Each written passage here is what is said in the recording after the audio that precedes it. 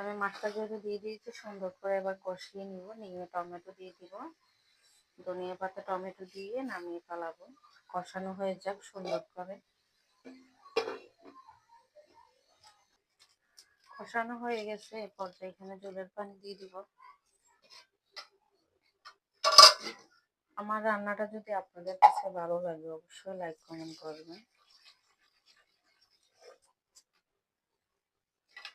কারণ ঝোলটা থাকবে না। যেহেতু মাছটা সুন্দর করে রান্না করব, ঝোলটা কিন্তু সম্পূর্ণ শুকিয়ে যাবে।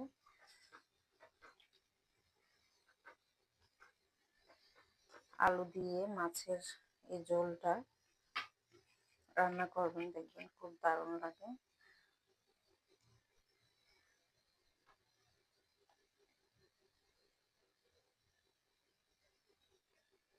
কেমন লাগতেছে অবশ্যই জানাবেন। আর খেতে যে কতটা লোভনীয় হবে সেটা আপনারা বুঝতেই পারছেন। আমি কিন্তু এখানে টমেটো দিয়ে দিতেছি, কিছুটা টমেটো আমি আর পরে দিব, আর কিছুটা এখন দিয়ে দিয়েছি, কারণ কিছু গোটা থাকবে, কিছু ভেঙে যাবে, সেটাই কিন্তু তরকারির অরিজিনাল টেস্ট আসবে।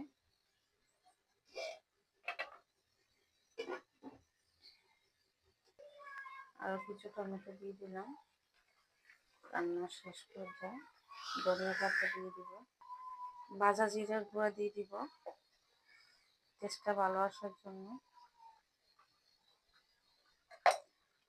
আর এখানে শুধু জিরা না, এখানে অনেকগুলো আইটেম মশলা, শুধু বলি জিরা, কিন্তু এখানে অনেক আইটেম মশলা আমি ঘরে বানিয়েছি।